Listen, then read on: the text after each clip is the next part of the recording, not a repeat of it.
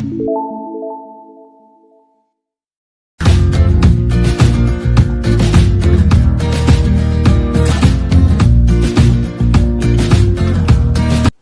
morning, students. This is Joy Varghese from Uncovering Chemistry. Today, in video 12, that is Unit 4 Chemical Kinetics, we are going to discuss about the NCERT textbook topic, that is effect of catalyst. Now, in your lower classes, you must have studied that the effect of catalyst, if you heard about, it increases the rate of reaction. What does it does? Increases the rate of reaction. Now, whenever we last time, that is in 11th standard, 1 minute. 11th standard we have talked about the effect of catalyst, that is in equilibrium. There is no effect. Actually, why? The reason is it increases both the rate of forward and reverse reaction both in a equilibrium. Clear? But when we talk about this part in our chemical kinetics chapter, the catalyst increases what we call it as the rate of reaction by decreasing the activation energy. Clear? So when we talk about what is the function of catalyst, we can say a catalyst is a substance which catalyst is a substance which increases the rate of reaction by decreasing activation energy, that is EA, right? So this is the word what we have discussed, this what is given in your what we call is textbook. Now, catalyst is most commonly used in our green chemistry, what we say. Now, what is green chemistry? Your green chemistry is now what we call the use maximum in the industries for conserving our environment, what we say, or to create less pollution in the environment. So what does a catalyst does means it is, first of all, it is required in very less proportion. Second thing, the rate of reaction increases, means suppose if the reaction was taking more than an hour or 7 hours, 8 hours, by using catalyst you can reduce that time, what we say. Clear? Means speed of reaction can be increased by reducing time. Okay, now if time is reduced, obviously energy will be reduced. Okay, like this. And catalyst, what we are using in a trace amount, we get back at the end of the reaction. Clear? Because it is only increases the rate of reaction, what we say. Okay, so in this case, when we say in your book one graph is given relate to explain this part. When we say the graph, what is given, the graph is of like this, a graph is given. It is against potential energy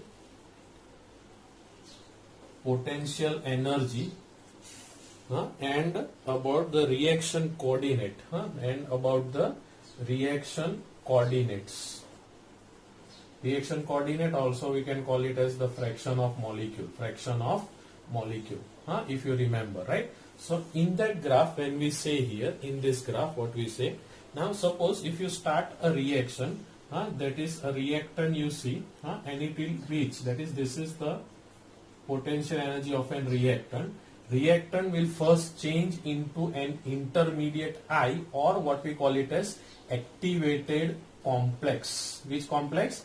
Activated complex. Now this one, what we call this chemical reaction is this is without catalyst. What is this? Is without catalyst.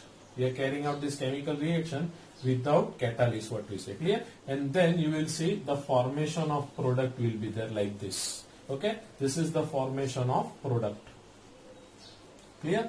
So when we say from here, if I just draw a dotted line and see here, that is the energy required to form an intermediate, we call it as which energy? We call it as an activation energy, and this activation energy is non-catalyzed. What is the word? Non-catalyzed. Clear? Suppose if you want, you can give this as EA also. Clear? Now suppose if I use catalyst, and you will see the reaction will proceed in the same manner. the reaction will proceed in the same manner, and you will see the activation energy. You will see if I draw a dotted line from here, the activation energy for this same reaction. This is catalyzed reaction. Which reaction? Catalyzed. Catalyzed means in this reaction catalyst is used. So you will see the activation energy. I'll write it as EA dash. EA dash, what we say is EA dash is less than EA. Now EA dash means what? It's a catalyzed reaction, and this is what EA means, non-catalyzed reaction. Clear? So if you see here, what does a catalyst does? So it decreases the what we call activation energy by increasing the rate of reaction. Means the formation of intermediate will be earlier. Means in this case it took more, activation energy is more, and more time it took to form an intermediate, while in this case it took less time and less activation energy is used up to form a product, what we call. Understood? So what is the thing what we want to understand from this? That is, we have studied till now catalyst increases the rate of reaction, but how does it increase the rate of reaction? By decreasing what we call it as the activation energy. This is the main concept, okay, which is given. Okay, now in your textbook, if you see in this what is given in your textbook, it doesn't affect the Gibbs free energy. That is, Gibbs free energy we have studied that if delta G, Gibbs free energy, is negative, we call it as spontaneous. What is we call it as? Spontaneous reaction. Clear? So on spontaneous reaction there is no any what it means delta G value, there is no effect of catalyst on this, it will be spontaneous only. Okay. So this is one thing what is given in your textbook, that is what we call a small amount of the catalyst, what we say catalyze the large amount of reaction. A catalyst here it is given in your textbook on page number 117. That is, a catalyst what we say does not catalyze the spontaneous reaction, but does not catalyst does not alter means what we call it is, it does not alter the catalyst, that is catalyst does not alter the Gibbs free energy. Okay, so a catalyst does not alter Gibbs energy, that is delta G of a reaction, but if it catalyzes the spontaneous reaction but does not catalyzes a non-spontaneous reaction. Means we can say that the catalyzes, what we can see, catalyzes what we say it the word is given in your book, you can see a catalyst, that is it catalyzes the spontaneous reaction. What? The catalyst catalyzes the spontaneous reaction, what we say. Understood what I want to say?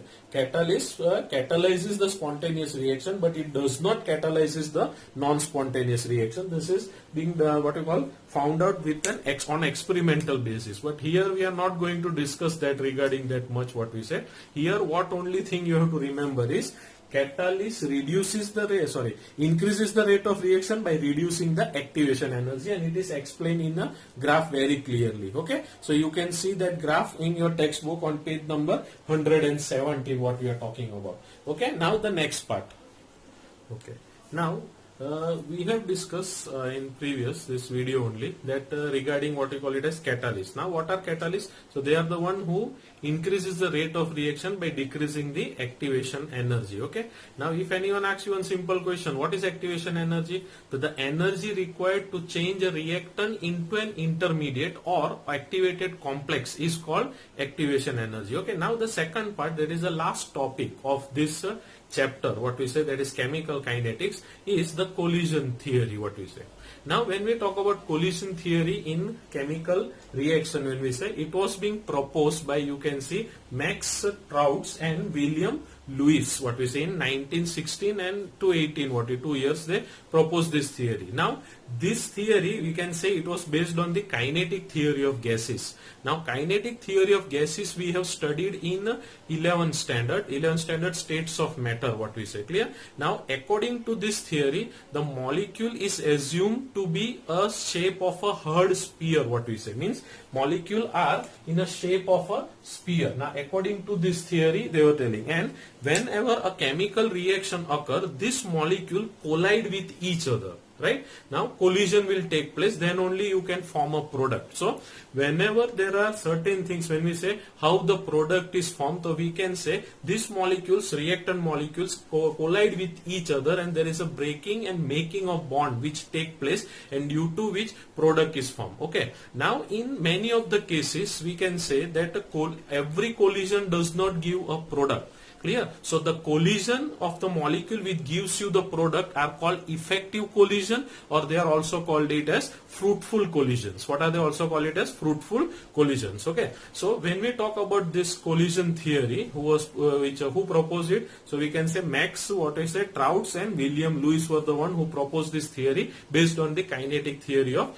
gases. Okay. So when we talk about this, when we say that is this collision theory, there are three conditions what we say for a what we call a product to be formed. Condition to form product, what we say. The first thing, collision must occur. Okay. So when we say, just a minute. Now you can see here the condition to form product for a general reaction, that is A plus B gives you the product.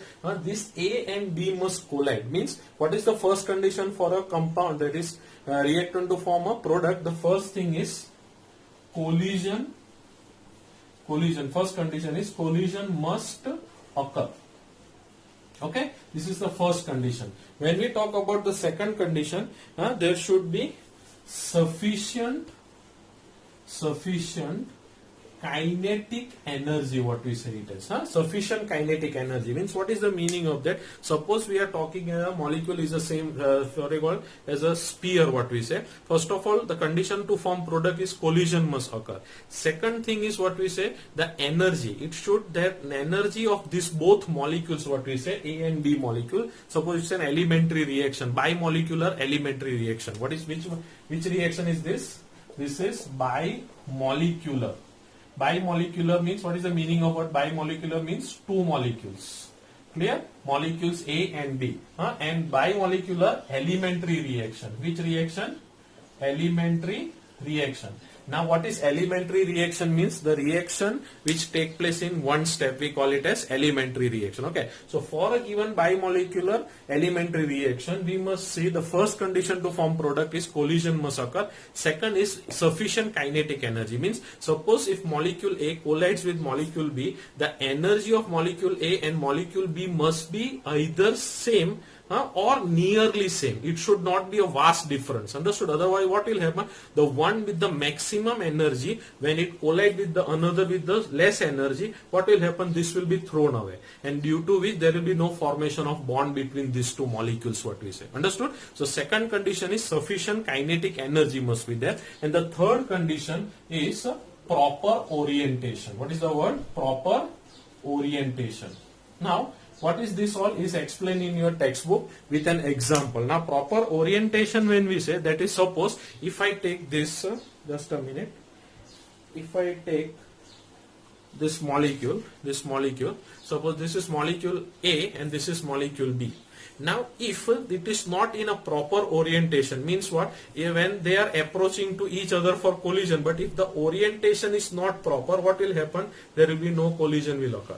Understood? Or suppose in some cases, now suppose this is what I call north pole of a magnet, this is south pole of a magnet. So we know when both of them will come nearer, they will, in a perfect orientation is there, they will attract each other, right? But now suppose if both the thing, that is both the poles are same means what we say it as, both the poles are same means they all both are negative or both are positive. When they come nearer, what will happen in this case? If the orientation is not proper, they will repel each other and their collision will not occur, what we say. Understood or not? So what are the three conditions for formation of product, what we say? First is what we say here, collision must occur. Second, sufficient kinetic energy, and third must be proper orientation. For proper orientation and all this, a nice example is given in your book that I will explain. But we have already studied in SN2 mechanism, if you remember, right? SN2 mechanism, if you remember, there is a formation of a transition state. Clear? In which attacking and leaving group are on the either side. They are not on the same side, otherwise repulsion will be there. That I will explain what is. Just a minute. Now, to understand this collision theory, first of all, we need to understand about the collision frequency. That is, what is the meaning of the word? That is, the number of collision per second per unit volume of a reaction mixture is called collision frequency. Okay, so for a given, what we say, a bimolecular elementary reaction A plus B, we can write the rate, that is the rate can be expressed, what we call the rate can be expressed as what we can write, that is rate is equal to what we call it as ZAB into e raised to minus EA by RT. Right? Now here in this case, when we say what is this ZAB, what we call, so where you can write here where ZAB, what we call it as, represents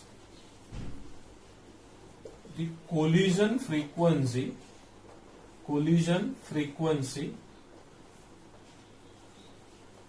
of, what we can say, in your book you can see for elementary reaction, Z represents the collision frequency of reactants A and B, reactants A and B, clear? You can see here A and B, and what we call it as e raised to EA by RT. What it represents, what we have seen, fraction of molecules. What does it represents? The fraction of molecules. Clear? The fraction, it represents the fraction of molecules with energy. We have studied this in the previous topic. Molecules with energy equal to or, I think you can read, or greater than EA. Right? Equal to or greater than EA. So EA by, what I call it as, e raised to minus EA by RT represents the fraction of molecules with energy equal to or greater than activation energy, what we said. Okay. Now in this case, if you compare this equation with the Arrhenius equation, if you remember the Arrhenius equation, what was it? K is equal to A into e raised to minus EA by RT. So instead of A, what we have written here, the collision frequency ZAB. Understood? So this is in comparison with what? Arrhenius equation, if you see. So equation you can see here, this what we say, predicts the value of rate constant fairly accurately for the reaction that involves atomic species or species molecule. This is what we have seen. So when we compare it with Arrhenius equation, this is replaced for instead of A, Arrhenius what we call factor, or we can also call it as Arrhenius constant. For that it is replaced with what we call it as collision frequency ZAB. Understood this part? Now the next what we say. See, now after collision, when we say after collision, if product is formed, what is formed? Product is formed. We call it as effective collision, or also call it as fruitful collision. What is the word? Fruitful collision. Clear? Means after collision, if a product is formed, we call it as a effective collision or fruitful collision, and if no product is formed, we call it as unfruitful, fruitful or non-effective collision. Understood? So this is the part what we are talking about. Okay.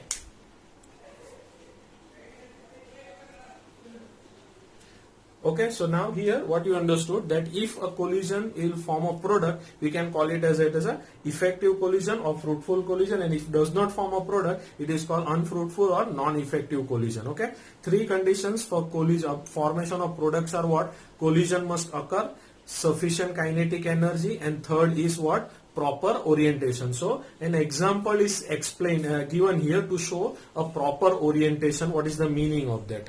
Just a minute. So this is what we are going to discuss about, that is given in your textbook, what we say on page number 118.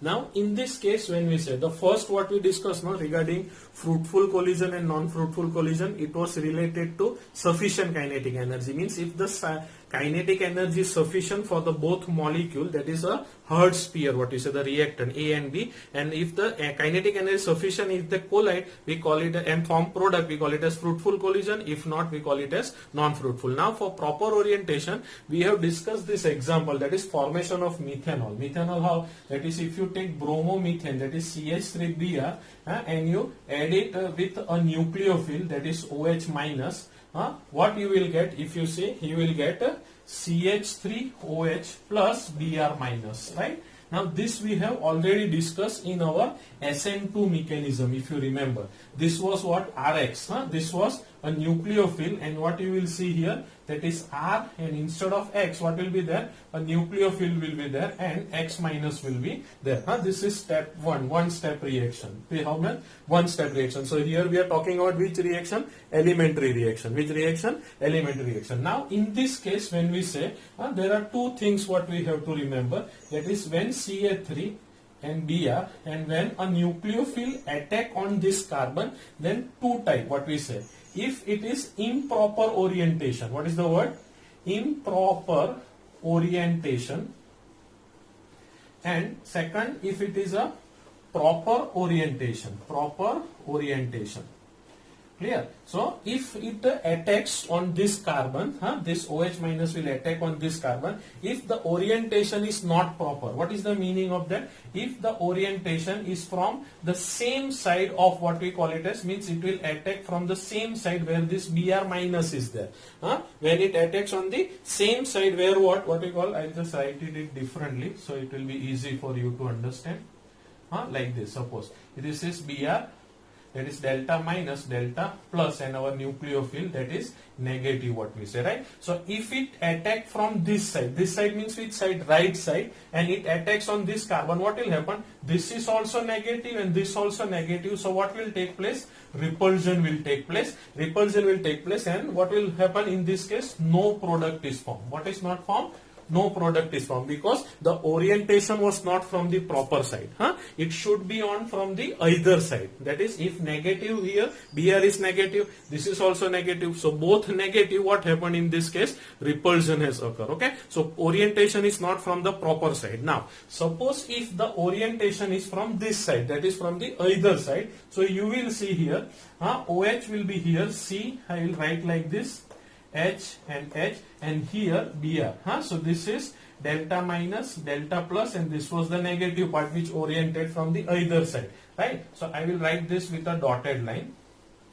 Okay. So in your book, if you see, this thing is given in a bracket as an intermediate. What it is given as a intermediate. Okay. Now last time in SN1 reaction, what we discussed was, it was what? Which state it was?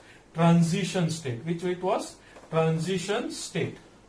And this intermediate or transition state, they are short-lived. They live just for a short time. That is, now this is which group? This is attacking group, and this is the leaving group, what we say. Understood? So it is from both from the opposite side. It attacked the carbon on from which side? Left side. And Br is there already on which side? Right side. So both of them, there will no repulsion will occur. And as this is attacking group and this is leaving group, this group will leave. And what you will get on the either side as a product, you will get it as CH3OH plus Br minus, like this you will get. Understood or not? So here there is a formation of product. Means if proper orientation is there, product is formed. If improper orientation is there, no product is formed. So this is an example for the orientation, proper orientation. Okay. So which are the three conditions we see? First thing, for a formation of product is the collision must occur. Okay. Second thing, sufficient kinetic energy. Clear? If sufficient kinetic energy is, the collision will form product, and that will be called effective collision. And if non-sufficient kinetic energy is here, the collision which occur will be non-fruitful or non-effective collision. And proper orientation. See, if not improper orientation is there, no product will be formed. And if proper orientation, that is side from where repulsion will be less, you will get a product. And that's why orientation, if it is proper, then only product is formed. This is the thing what we wanted to discuss. Now the next part. Okay. Now to account for what we call it as the effective collision, and another factor is introduced. Last time we saw what? Collision frequency Z, what we saw. Understood? And here what it is? To account the effective collision, means the product is formed. What we say here, what we say? Okay. So now in this case, this what you call, you can say at proper orientation, we can call this collision as a what we call it as fruitful or effective collision. And for this, we need to introduce a new factor, that is what we call it as probability factor, or what also we call it as which factor? Sturrock factor. Okay. So now it can be represented in the equation as,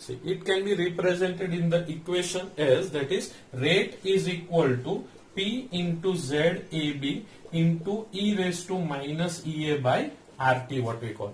Understood? So this is what we call it as which factor? This is a factor which is used for what? What we call it as? Which factor? This is a factor which is used, that is probability factor for effective collision. This was for the collision must occur, what we say. Understood or not? So this all part, this is the fraction of molecule it represents, what we say. So this all represents what we call the rate for an effective collision, or what we call it as a fruitful collision. Okay. Now the next part. Now, collision theory has certain drawbacks, what we call. Now, what are the drawbacks? It considers atoms and molecules as a hard sphere. So, its structural aspects are ignored, what we say. Clear? And detail about this collision theory, you will be studying it about in your further classes, that is higher classes, what we call, if you take chemistry, what we say. Understood? So, here we will come to an end, what we call, of the collision theory. Okay. And also about the catalyst, what we discuss. Okay. Now in catalyst, in your textbook, one line you need to underline. Okay, this is the part that is given on textbook page 117. You can underline this. That is, a catalyst reduces the activation energy of the reactants and product by lowering the energy barrier, what we say. Now when we talk about this energy barrier, it is given in your textbook from this graph what is given, and you can see this energy barrier is reduced. For what? What we call it as? When we use a catalyst, what we say. Understood? So here we come to an end of our chapter, that is chemical kinetics. If anything is left out, you can let me know. We will continue with it. Now in the next videos, we will be discussing or solving what we call it as all the numericals which are left out in your exercise. Okay, so next we'll be talking about this all parts. Okay, so three things, the last two things, sorry, we discussed, that is collision. First one was, I think, effect of catalyst. Then collision theory we discussed. The three conditions for collision theory are what? First is what we said, in collision theory, to form product, first thing, collision must occur. Second, sufficient kinetic energy. Okay, in that we introduce what we call it as that factor what we said, and also regarding fruitful collision what we discussed, that is for Z, what is a fruitful collision, effective collision what we call it as, collision must occur, sufficient kinetic energy, and the third condition to form product is proper orientation. Okay, for orientation we took an example of a nucleophilic substitution reaction, that is SN2. It is also what we call it as a elementary reaction. Elementary reaction means it is which is of one step. Okay, and bimolecular means two molecules are used for that reaction. Okay, so this was all about what we call it as our chapter chemical kinetics. If any doubt, any queries, you can ask me and call me. Okay, or send me, just drop a message on WhatsApp. I will be discussing on that part. Okay, so here we stop this. Okay, thank you very much.